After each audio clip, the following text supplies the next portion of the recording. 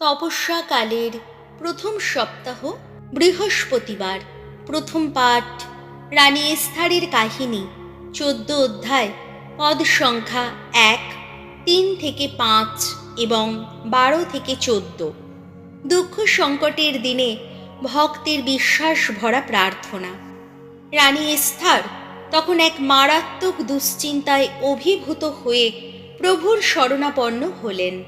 ইসরায়েলের ঈশ্বর স্বয়ং প্রভুকে তিনি এই প্রার্থনা জানালেন: প্রভু আমার, ওগো আমাদের রাজা, তুমি অনন্য, আমার সহায় হও তুমি, কেননা আমি যে একা, তুমি ছাড়া আর কেউ তো আমার সহায় নেই।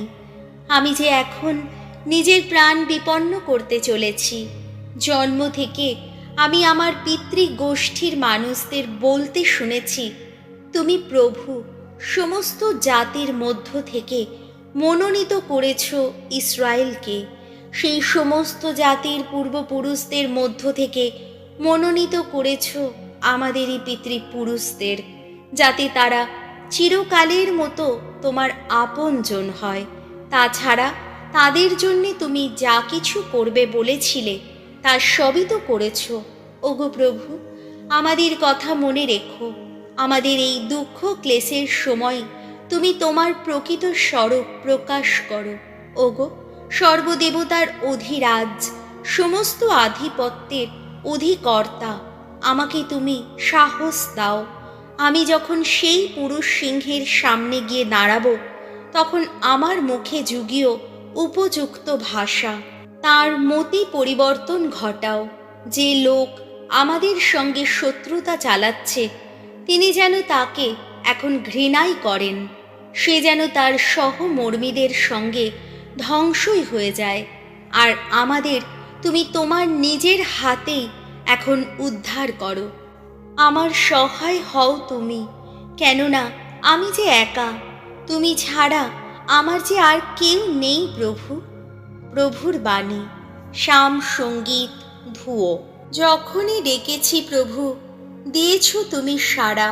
ওগো ভগবান, মন প্রাণ দিয়ে গাইব তোমার গুণগান। আমার মিনতি ফিরিয়ে দাওনি তুমি। দেবকল্প যারা, তাদের সামনে এই শাম গান তোমায় শোনাবো আমি।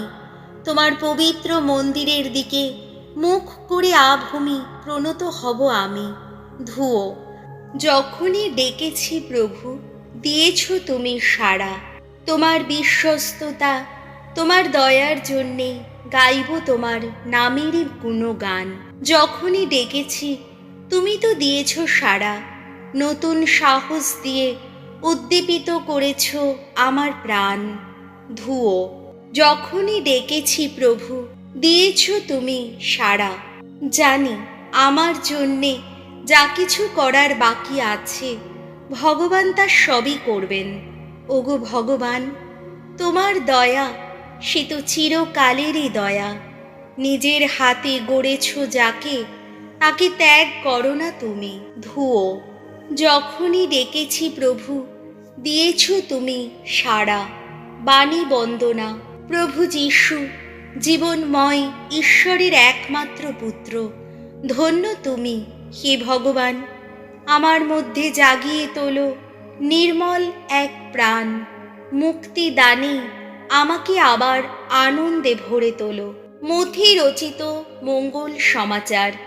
পরম পিতার কাছে যারা প্রার্থনা জানায়, তিনি তাদের ভালো ভালো জিনিস দেবেন।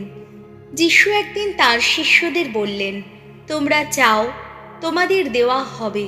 খোঁজো, তোমরা খুঁজে পাবে। দরজায় ঘা দাও, তোমাদের জন্যে দরজাটি খুলেই দেওয়া হবে। কারণ যে চায় সে পায়, যে খোঁজে সে খুঁজে পায়, যে দরজায় ঘা দেয় তার জন্যে দরজাটি খুলে দেওয়াই হয়। তোমাদের মধ্যে এমন কে আছে, যার ছেলে রুটি চাইলে সে তাকে পাথর দেবে, কিংবা মাছ চাইলে দেবে সাপ? কাজেই তোমরা খারাপ হয়েও যখন তোমাদের ছেলে মেয়েদের ভালো ভালো জিনিস দিতে জানো, তখন স্বর্গে বিরাজমান তোমাদের পিতার কাছে যারা প্রার্থনা জানায়, তিনি যে তাদের ভালো ভালো জিনিস দেবেন তা আরও কতই না নিশ্চিত।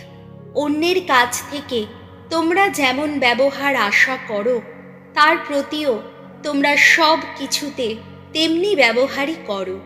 এই তো মোশির বিধান ও প্রবক্তাদের বাণীর মূল কথা।